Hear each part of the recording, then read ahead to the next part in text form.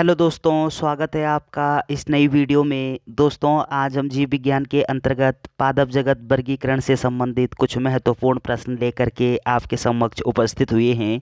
तो बिना देरी किए इन महत्वपूर्ण सवालों को शुरू करते हैं। चलिए,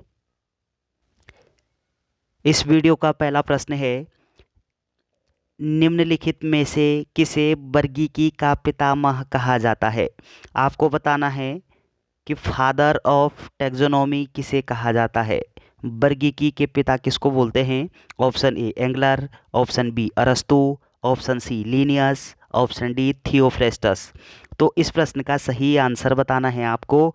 आपका सही आंसर होगा कि लीनियस को वर्गीकी के पिता अर्थात फादर ऑफ टैक्सोनॉमी कहा जाता है। ऑप्शन सी यहाँ पे सही दिया गया है। अगला प्रश्न है, द्विनाम पद्धति के प्रतिपादक हैं। आपको बताना है कि द्विनाम सिस्टम अर्थात बाइनोमियल जो सिस्टम है ये किसके द्वारा प्रतिपादित किया गया? Option A Linnaeus, option B Theophrastus, option C Hutchinson, option D Engler. तो इस प्रश्न का सही आंसर होगा लीनियस। तो द्विनाम जो पद्धति है बाइनोमियल सिस्टम ये लीनियस के द्वारा दिया गया है। ऑप्शन ए यहाँ पे सही दिया गया है। अगला पॉइंट आपको क्या ध्यान रखना है कि लीनियस का पूरा नाम क्या है? आप बोलोगे कैरोलस लीनियस। और ये जो द्विनाम पद्धति है इस द्विनाम पद्धति में क्या होता है कि पहला जो नाम है वो क्या होना चाहिए? वंश होना चाहिए अर्थात जेनेरा होना चाहिए। और दूसरा जो नाम है वो जाति होना चाहिए अर्थात स्पीसीज होनी चाहिए।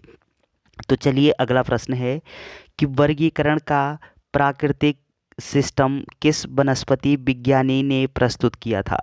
तो आपको बताना है कि क्लासिफिकेशन का जो नेचुरल सिस्टम है वो किस देश के वैज्ञानिकों के द्वारा दिया गया है? ऑप्शन ए भारतीय, option B German, option C Swedish, option D British. तो इस प्रश्न का सही आंसर होगा ब्रिटिश वैज्ञानिकों ने। ऑप्शन सी यहाँ पे सही दिया गया है। अगला प्रश्न है कि पुष्पी पादपों को रखा गया है।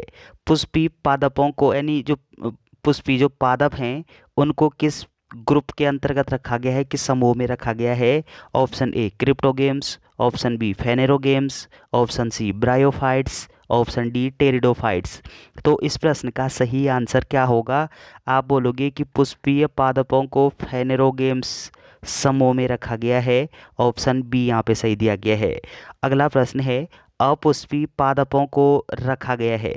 तो अपुष्पीय जो पादप हैं वो किस समूह में रखे गए हैं? Option A cryptogams, option B phanerogams, option C bryophytes, option D pteridophytes. तो इस प्रश्न का सही आंसर बताना है आपको कि अपुष्पी जो पौधे हैं उनको क्रिप्टोगेम्स में रखा गया है, जबकि पुष्पीय जो पौधे हैं उनको फेनेरोगेम्स में रखा गया है। तो ध्यान रखिएगा, इंपॉर्टेंट प्रश्न है। अगला प्रश्न है कि वर्गीकरण की आधारीय इकाई क्या है? आपको बताना है कि वर्गीकरण की यानी क्लासिफिकेशन की बेसिक पद्धति क्या है, बेसिक यूनिट क्या है? Option A genus, option B family, option C species, option D order. तो इस प्रश्न का सही आंसर होगा कि जाति अर्थात स्पीसीज ये क्या होती है? ये वर्गीकरण की आधारीय इकाई होती है। अगला पॉइंट क्या ध्यान रखना है कि वर्गीकरण की सबसे छोटी इकाई क्या होती है? आप बोलोगे जाति होती है अर्थात स्पीसीज होती है। अगला प्रश्न है कि हाइड्रोफाइट्स क्या होते हैं? अब आपको हाइड्रोफाइट्स बताना है कि हाइड्रोफाइट्स किसको बोलते हैं? ऑप्शन ए समुद्री जीव, ऑप्शन बी जलीय पौधे, ऑप्शन सी पादप रोग, ऑप्शन डी जड़ विहीन पौधा। तो इस प्रश्न का सही आंसर हो क्या होगा? आप बोलोगे हाइड्रोफाइट्स जलीय पौधों को हाइड्रोफाइट्स कहा जाता है। ऑप्शन बी यहाँ पे सही दिया गया है। अगला प्रश्न है, द्विनाम पद्धति का अभिप्राय है पौधों के नामों के दो शब्दों में लिखना जो बताते हैं। आपको बताना है कि पौधों का नामकरण का जो ये द्विनाम पद्धति है बाइनोमियल सिस्टम है, इसका मतलब इसका शाब्दिक अर्थ क्या है, इसका अभिप्राय बताना है आपको। ऑप्शन ए वंश एवं जाति, ऑप्शन बी जाति तथा किस्म, ऑप्शन सी कुल तथा वंश, ऑप्शन डी गण तथा कुल। तो द्विनाम पद्धति का अभिप्राय क्या होता है कि उसमें पहला नाम वंश होगा और दूसरा नाम जाति होगा अर्थात जो फर्स्ट नेम है, फर्स्ट नेम उसमें क्या होना चाहिए, जेनेरा, और सेकेंड नेम उसमें स्पीसीज होनी चाहिए। ऑप्शन ए यहाँ पे सही दिया गया है। अगला प्रश्न है, जिन पौधों पर बीज बनते हैं किंतु पुष्प नहीं लगते वे कहलाते हैं। तो वे पौधे क्या कहलाते हैं जिन पे बीज बनते हैं किंतु पुष्प नहीं लगते। ऑप्शन ए आवृतबीजी, ऑप्शन बी अनावृतबीजी, option C pteridophytes, option D bryophytes. तो इस प्रश्न का सही आंसर होगा अनावृतबीजी पौधे। तो उन पौधों को हम अनावृत पौधे कहते हैं, अनावृत बीजी पौधे कहते हैं जिनमें क्या होता है कि बीज बनते हैं लेकिन पुष्प नहीं बनते। ऑप्शन बी यहाँ पे सही दिया गया है। अगला प्रश्न है, जीवाणु की खोज किसने की। आपको बताना है कि बैक्टीरिया की खोज किसके द्वारा की गई है। Option A Fleming, option B Lambl, option C Temin, option D Leeuwenhoek. तो इस प्रश्न का सही आंसर होगा ल्यूवेनहॉक। तो ल्यूवेनहॉक के द्वारा जीवाणु की खोज अर्थात बैक्टीरिया की खोज की गई थी। ऑप्शन डी यहाँ पे सही दिया गया है। अगला प्रश्न है, जीवाणु से संबंधित निम्न में से कौन सही है। आपको बताना है कि बैक्टीरिया से संबंधित कौन सा कथन सही दिया गया है। ऑप्शन ए सभी जीवाणु स्वपोषी होते हैं, ऑप्शन बी सभी जीवाणु विविधपोषी होते हैं, ऑप्शन सी अधिकांश जीवाणु विविधपोषी होते हैं किंतु कुछ स्वपोषी होते हैं, ऑप्शन डी सभी जीवाणु प्रकाश संश्लेषी होते हैं। तो आपको बताना है कि इन चार ऑप्शन में से कौन सा ऑप्शन सही दिया गया है। आपका सही आंसर होगा कि अधिकांश जीवाणु विविधपोषी होते हैं किंतु कुछ स्वपोषी होते हैं। ऑप्शन सी यहाँ पे सही दिया गया है और अन्य जो तीन कथन है, अन्य जो तीन ऑप्शन हैं वो गलत दिए गए हैं। अगला प्रश्न है कि जीवाणुओं को पौधे माना गया है, क्यों। जीवाणुओं को पौधा क्यों मानते हैं, क्योंकि ये गति नहीं कर सकते।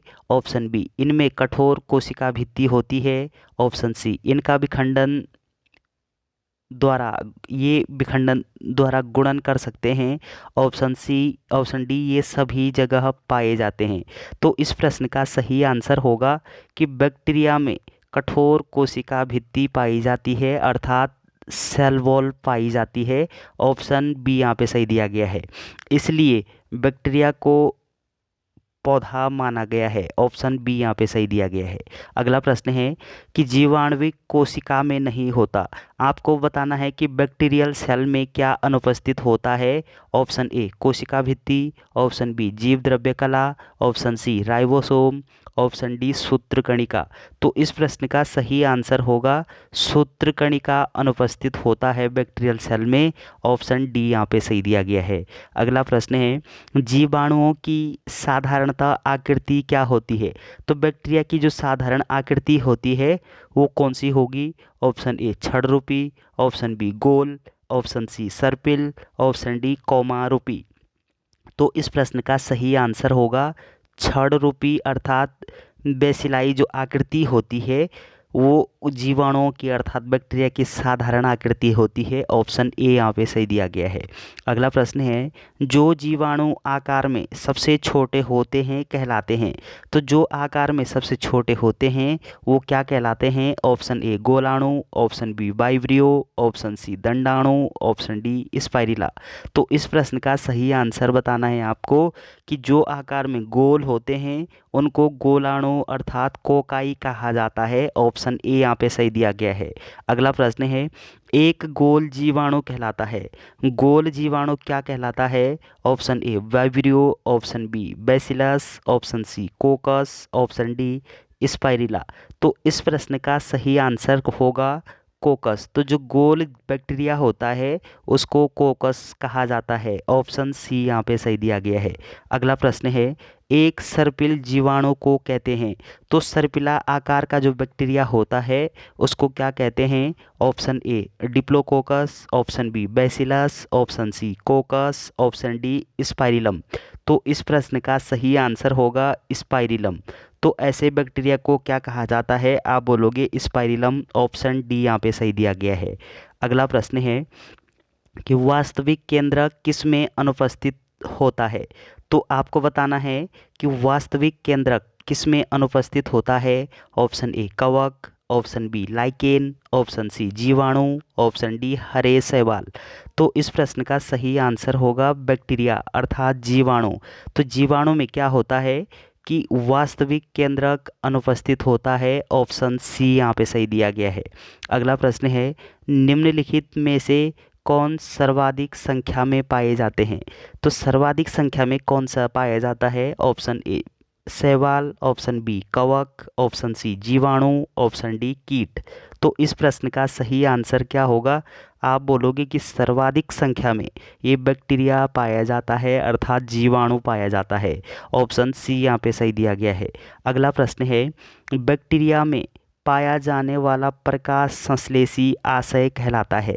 तो बैक्टीरिया में प्रकाश संश्लेषी आशय ये क्या कहलाता है। ऑप्शन ए श्वसन मूल, ऑप्शन बी मध्यकाय, ऑप्शन सी वर्णकीलवक, ऑप्शन डी जीनधर।